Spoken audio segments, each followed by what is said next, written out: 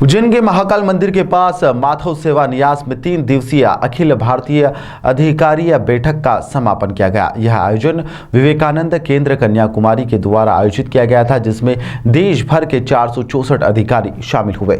आयोजन में प्रदेश के मुख्यमंत्री डॉक्टर मोहन यादव और विवेकानंद केंद्र कन्याकुमारी की राष्ट्रीय उपाध्यक्ष व पद्मश्री निवेदिता भिड़े भी इसमें शामिल हुए, जहां पर उन्होंने अपना उद्बोधन भी दिया। दरअसल हम आपको बता दें कि आयोजन 9 फरवरी से 11 फरवरी तक आयोजित किया गया था, जिसमें देश भर के अधिकारियों ने विवेकानंद केंद्र कन्याकुमारी के कार्यों को आगे बढ़ाया और पूर्व में किए गए कार्यों पर मंथन किया। आगामी वर्ष को लेकर कार्य योजना बनाई गई। बैठक में अध्यात्म से भारत को विश्व विजय बनाने के विषय पर भी चर्चा की गई।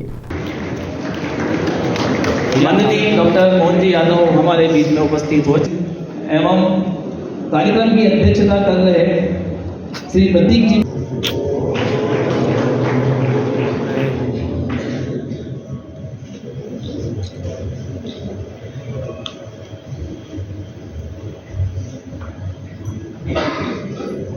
लगते सब अपने प्रकार से उनकी अपनी बात करेंगे, लेकिन मुझे खुशी है कि स्वामी विवेकानंद केंद्र के लोग आकर के वो अपनी सेवा का काम करते, वो एहसास कराते कि भाई हमारा काम मूल क्या है। ऐसे रामकृष्ण मिशन वाले भी आते हैं, उनकी भी धारा अलग है, जो विवेकानंद जी की अपनी धारा हो सकती है। लेकिन जो अध्यात्म के साथ केवल पूजा पाठ के आधार पर बात करते हैं, ये जो पूजा पाठ से ही बात जम जाएगी।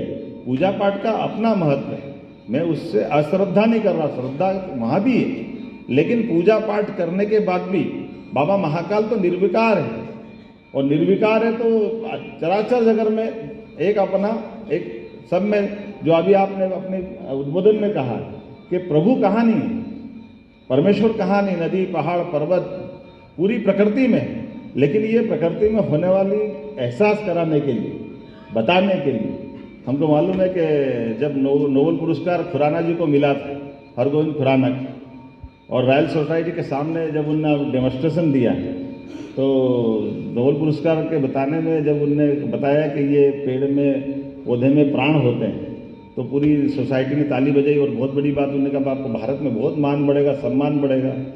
बोले भारत में कुछ नहीं होगा, आप ही करो सम्मान मेरा। तो उन्होंने क्यों, आपके लोग आपका सम्मान नहीं करते क्या? बोले नहीं, वो तो क्या था कि माँ सबको मालूम कि पौधे में प्राण होते हैं, तो आपको मालूम नहीं था, तो आपके सामने दिखाया प्रयास कर रहा था। आपने जो बात रखी है, और विवेकानंद जी का जीवन अगर अपन देखें, एकनाथ रानडे जी ने बहुत बड़ा काम किया। विवेकानंद स्मारक शिला का 1970 में जब लोकार्पण किया, वो भव्य एक तरह से मंदिर या स्थान, यद्यपि उस समय की वो राशि तो हमें मान के चले कि जो उस समय वो राशि बहुत बड़ी होगी, आज भले उसके मामले में हम ये मान सकते हैं कि 1.25 करोड़ रुपया जो जनता से जुटाया था, एक रुपया, वो अपने आप में एक अद्वितीय उस समय का एक चमत्कार जैसे ही काम था। लेकिन उससे बड़ा काम जब उसी विषय पे पूरा अपना जीवन दे करके एक अलग धारा ली। एक छोटी सी कथा आती है, हम सब कई सारे घटनाक्रम समझ सकते हैं, जानते भी हैं। समुद्र के किनारे एक पंडित जी स्नान करने गए, समुद्र का किनारा खाली था, किनारे पे सब हम जानते हैं कि समुद्र की लहर और बालू रेती का जो उसकी दूरी ज़्यादा रहती है, और कोई घाट तो होता नहीं। तो पंडित जी स्वाभाविक रूप से तीर्थाटन पे निकले हुए, तो थाली लोटा अपने वस्त्र जो थे, उनने कहा मैं कहाँ रखूँ, क्या करूँ। बड़े संकट में थे, ऐसे रखे तो कहाँ जाएंगे, क्या होगे। तो पंडित जी ने अपना थाली लोटा और कपड़े सब लपेट लुपेट के बालू से एक टीला जैसा गड्ढा करा, और गड्ढा करके अपना सब सामान उसमें रखा। रखने के बाद उसका ऊंचा एक अच्छा ढेर बनाया कि ये दूर से दिख जाएगा कि मेरा सामान यहीं रखा है, और अपने लघु वस्त्र में नहाने के लिए समुद्र में गए। संयोग ऐसा था कि जहाँ पंडित जी नहाने के लिए निकल रहे थे, वो आधी दूर तक पहुँचे होंगे, नदी समुद्र तो दूर ही था। कोई दूर से वो 2 लोग आ रहे थे कि ये पंडित जी नहाने जा रहे हैं, वो क्या कर रहे हैं। तो नहीं, ऐसी बालू का कुछ, वो अंदर क्या रखा उसको मालूम नहीं, वो बालू का ऐसा कुछ बनाना पड़ता है। वो आए पास में, उनने भी 2 अपने ऐसे ऐसे बनाए, वो नहाने चल दिए। फिर पीछे कोई आ रहा था, उन्होंने कहा ये कोई ऐसा सिस्टम है, वो आते नहाने के पहले कुछ बनाना पड़ता है। फिर दूसरे कोई आए, वो अपना कुछ ऐसे बनाने लगे। ये ऐसे 5, 10, 15, 20 बन गए। जब तक पंडित जी नहा के आए, वो देखे मेरा कहाँ गया, वो यहाँ है वहाँ है कहाँ है। अब पंडित जी को ध्यान नहीं रहा, तो वो उनको लगा कि यही है, तो हटाने लगे। तो वो जो नहाते नहाते जा रहे नहाने के लिए, वो दौड़े आए, क्या कर रहे हो क्या कर रहे हो? बोले क्या कर रहे हो? बोले भैया ये मैंने अभी अभी बनाया, यहाँ का सिस्टम है, रिवाज है ये, तुम हमारा कैसे तोड़ रहे हो? वो झगड़ा कर रहे हैं। पंडित जी के नहीं भैया, मैं मेरा सामान ढूंढ रहा। बोले क्या क्या सामान? यहाँ ऐसा कोई सामान वामान नहीं, तुम जानो तुम्हारा काम जाने, ये हमारा सिस्टम है, इसको बने रहने दो। मुझे लगता है अपने भारत में कमोबेश ऐसी स्थिति है, अध्यात्म के विषय पे लाएंगे कि मूल जो हमारा दृष्टिकोण था, मूल जो बात थी, उस मूल बात को लेकर के काल के प्रवाह में अब मेरे भी एक धर्म संकट है। मैं राजनीतिक व्यक्ति हूं, इस नाते से कुछ बोलूं तो भी संकट है।